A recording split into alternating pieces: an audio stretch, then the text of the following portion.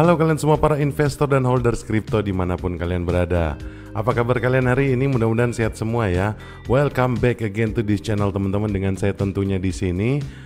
Breaking news teman-teman untuk hari ini ya. Ini ada berita ya yang keluar tanggal 5 Maret kemarin, tapi baru diperbarui lagi hari ini teman-teman, di pagi tadi.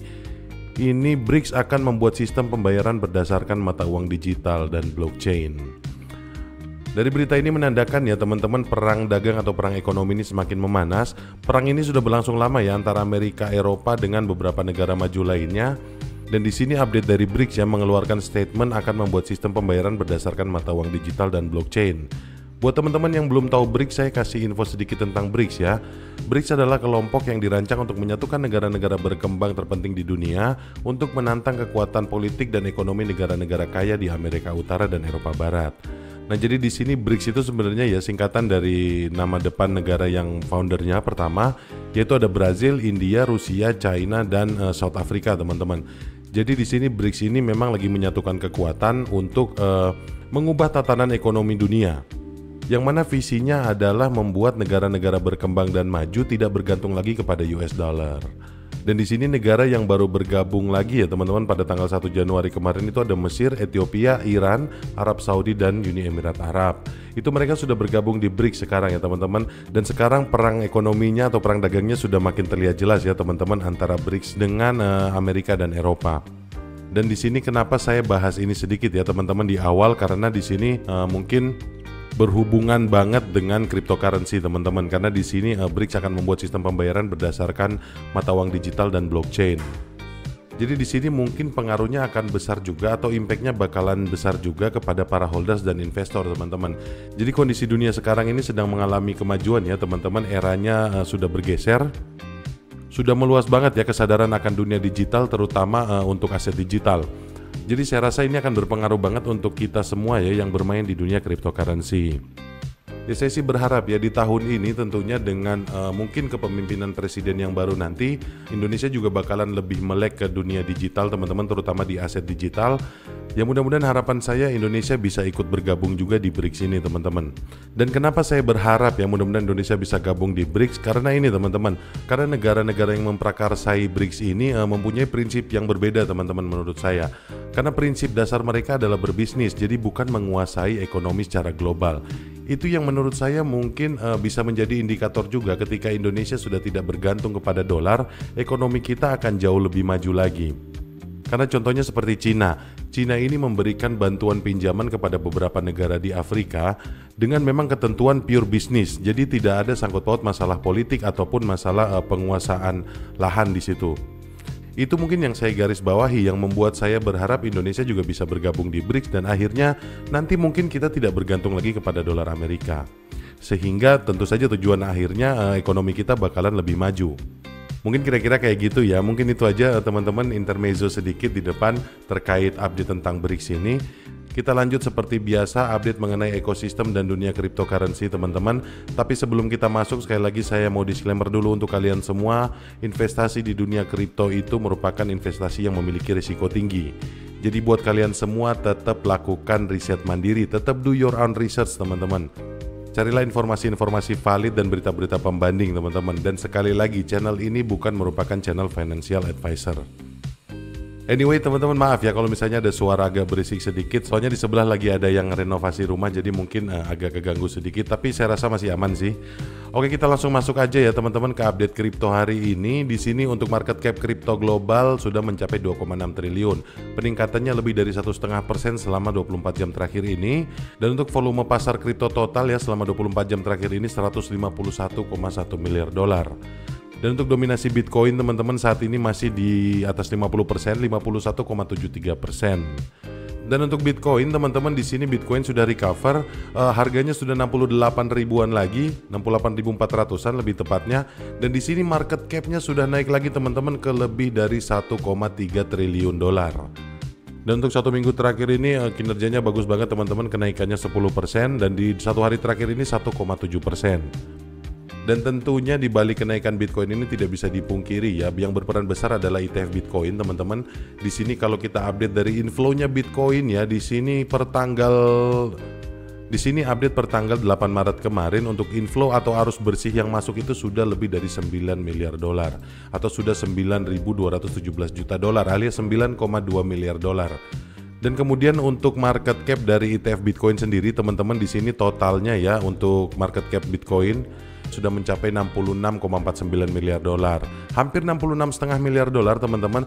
Dan ini volume hariannya teman-teman ini sudah 8,8 miliar dolar, hampir 9 miliar dolar.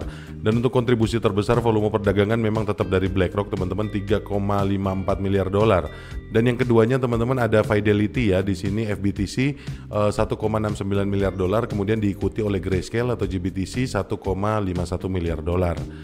Dan kemudian teman-teman untuk AUM-nya sendiri atau aset under manajemennya ini tetap yang paling tinggi masih dari Grayscale yaitu 26,6 miliar dolar, dan kemudian diikuti oleh BlackRock di 12,97 miliar dolar, dan kemudian dari Fidelity 8,35 miliar dolar, dan kemudian selanjutnya diikuti oleh ARK21 dan Bitwise dengan nilai masing-masing 2,5 miliar dolar dan 1,88 miliar dolar. Ini secara market ETF Bitcoin Spot terus meningkat teman-teman. Dan di sini ETF Bitcoin Spot ini sudah memecahkan rekor ya teman-teman dari volume perdagangannya. Dan di sini kalau kita ngeliat sedikit ya highlight dari beritanya, roller coaster harga Bitcoin. Meskipun nilai Bitcoin mencapai titik tertinggi sepanjang masa sekitar 69.000 dolar, volatilitas yang melekat pada pasar kripto terlihat jelas setelah fluktuasi besar Bitcoin menetap di sekitar 63.400. Analis termasuk Eric Balchunas dari Bloomberg Intelligence menyoroti bahwa volatilitas ini mungkin menakutkan bagi sebagian orang.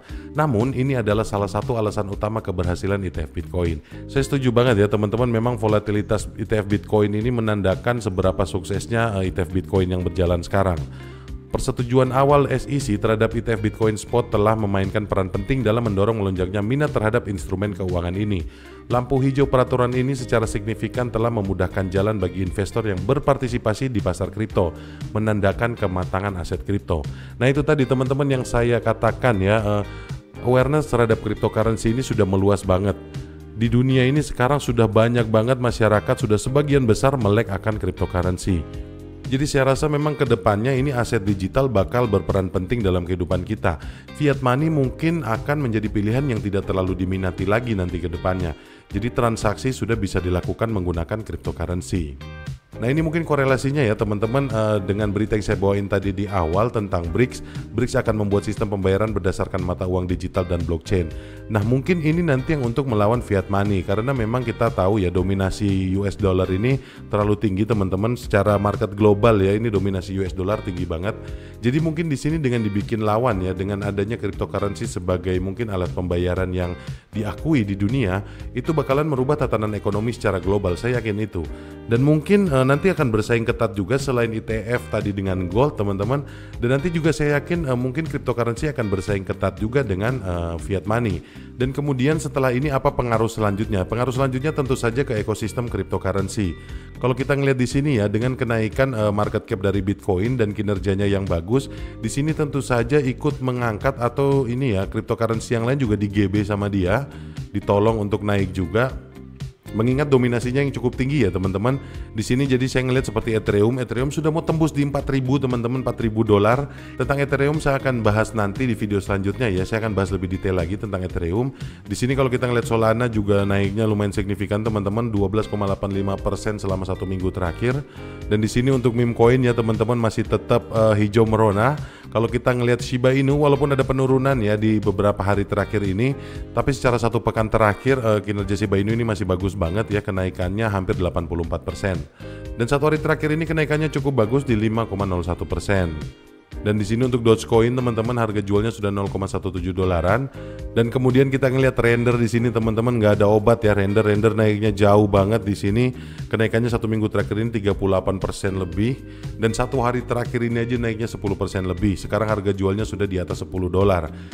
Tadi di sejam yang lalu saya sempat lihat di 11 dolaran dan sekarang turun lagi di 10,65. Tapi ini merupakan kenaikan yang luar biasa dan kinerja yang bagus banget dari render ya teman-teman. Dan masih banyak ya meme coin yang perlu dibahas karena meme coin ini memang gak ada habisnya. Tapi mungkin saya akan bahas di video saya yang selanjutnya. Saya akan split spesifik ya teman-teman. Mungkin di sini saya bahas tadi sedikit tentang Bitcoin dan BRICS. Mungkin di video selanjutnya saya akan bahas tentang Ethereum dan juga meme coin. Buat kalian semua tetap pantengin channel ini. Buat yang belum subscribe silahkan langsung subscribe dan tekan tombol like-nya teman-teman. Dan satu lagi info menarik untuk kalian teman-teman, di sini 5 tahun memperingati berdirinya Bybit, teman-teman. Di sini lagi banyak banget promo yang ada di Bybit ini. Buat kalian semua yang pengen join di Bybit, silakan langsung pakai link deskripsi yang ada di bawah ya. Saya taruh linknya di deskripsi. Buat kalian yang mau join di Bybit, silakan langsung pakai link yang ada di bawah teman-teman. Dan kemudian Bybit ini adalah platform exchange yang mudah banget ya teman-teman. Simple banget cara penggunaannya. Kalian bisa langsung deposit di situ, bisa withdraw di situ, dan kemudian kalian bisa trading di situ teman-teman. Ada future-nya juga. Pokoknya di Bybit kalian bakal dimudahin banget. Jadi jangan lupa buat kalian yang mau join di Bybit, pakai link yang saya taruh di deskripsi. Dan mungkin kira-kira segitu aja yang bisa saya sampaikan di video kali ini. Terima kasih banyak buat kalian yang udah nonton. Dan sekali lagi terima kasih banyak buat kalian yang sudah subscribe channel ini dan like video ini. Sampai ketemu di video-video yang selanjutnya. Bye.